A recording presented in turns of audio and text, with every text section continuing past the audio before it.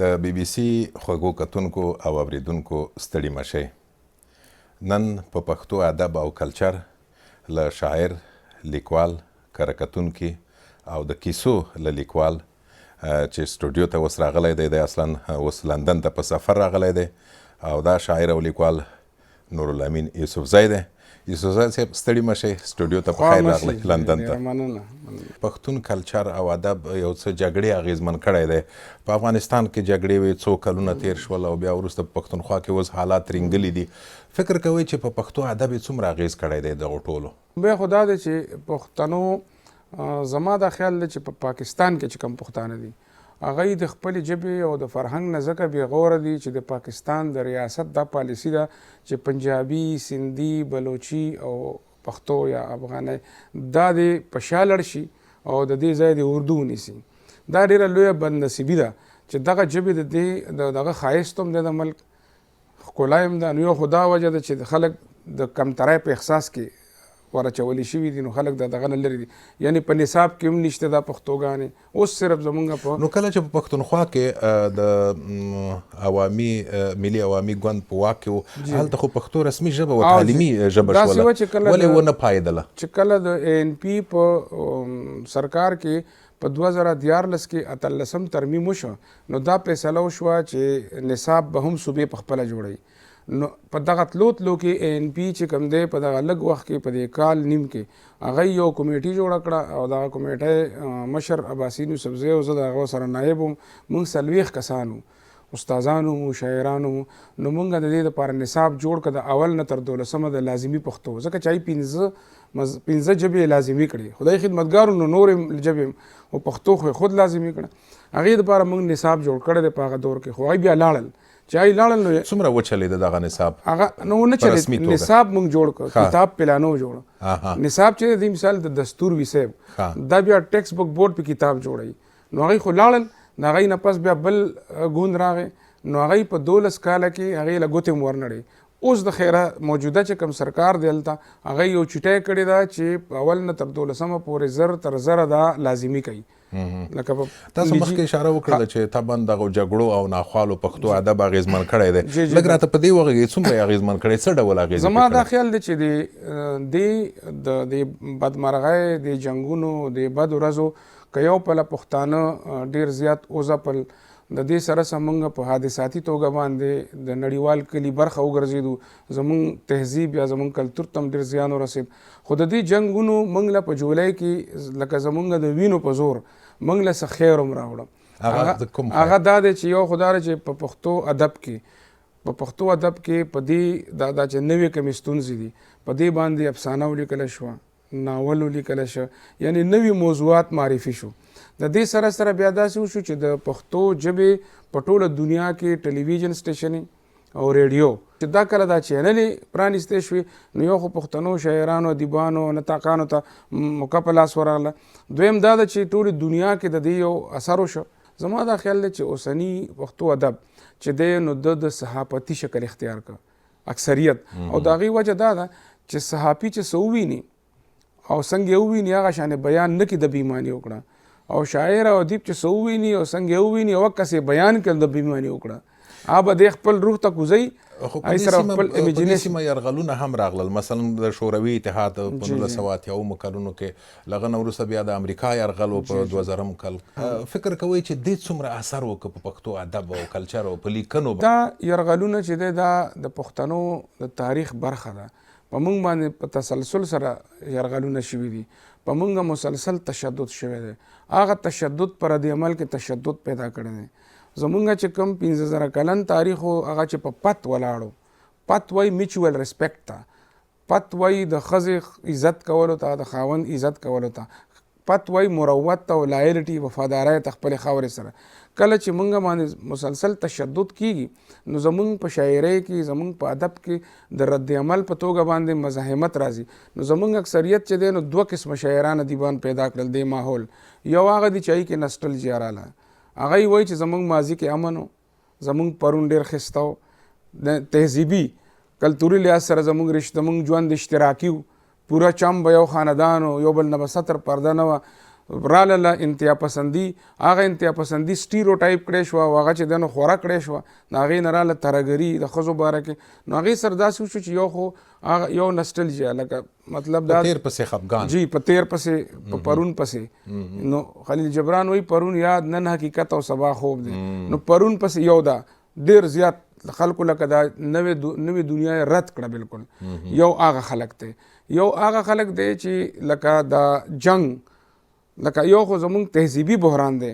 دغه تهذیبي بحران هم زمونږ چې د کم ټرانزیشنل پیریډ نه یا عبوري دور نه تېرېږو دې وخت کې چې آلات هم بدل شوي دي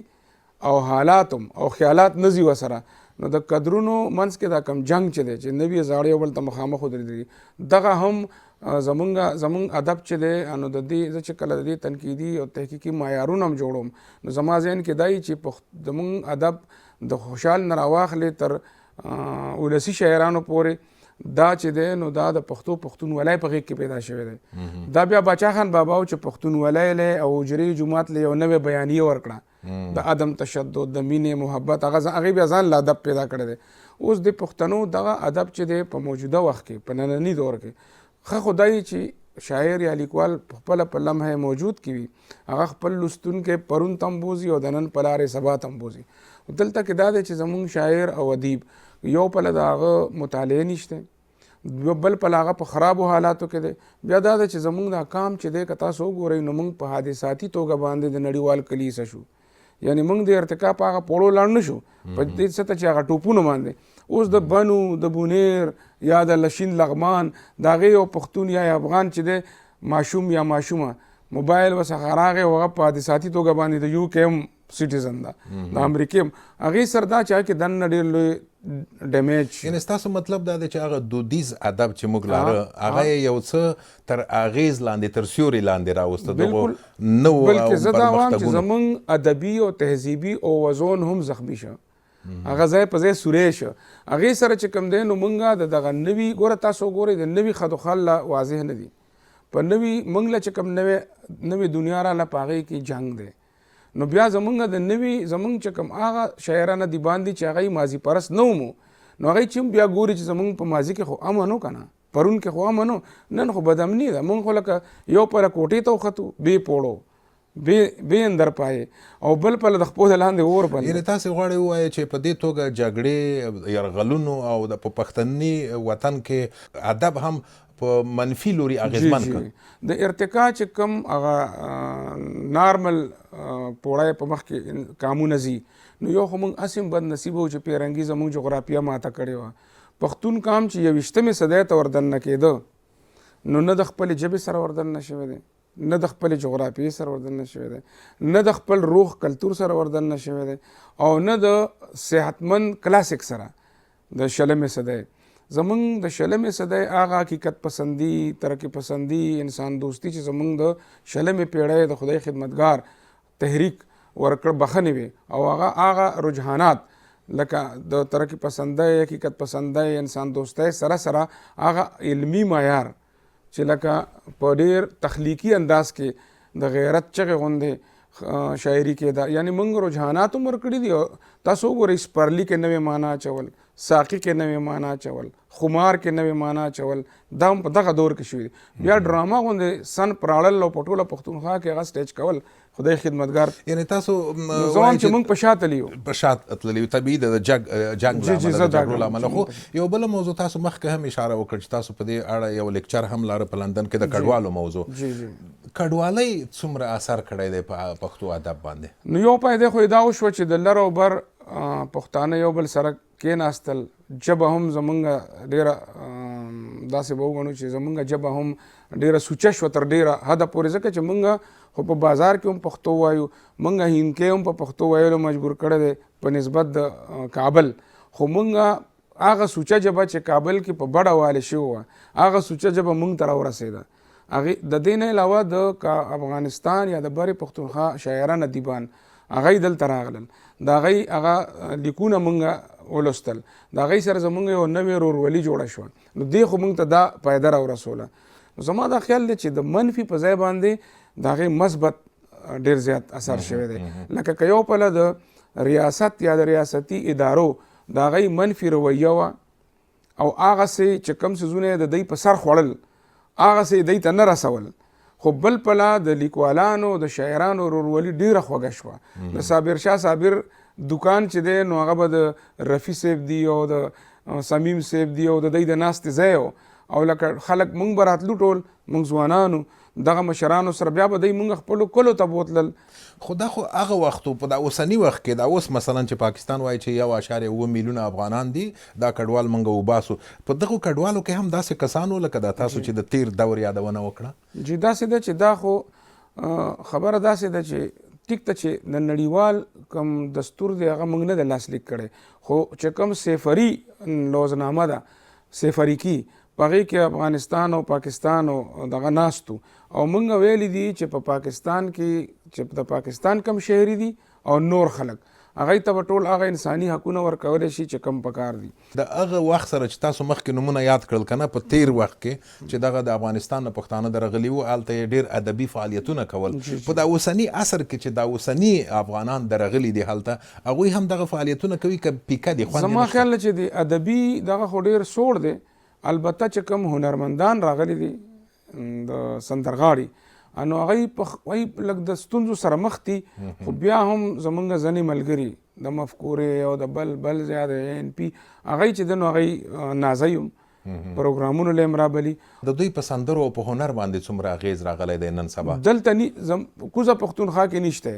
تر اوسه پورې و لکه تر ډېره وخته و. اوس چې دی نو که څوک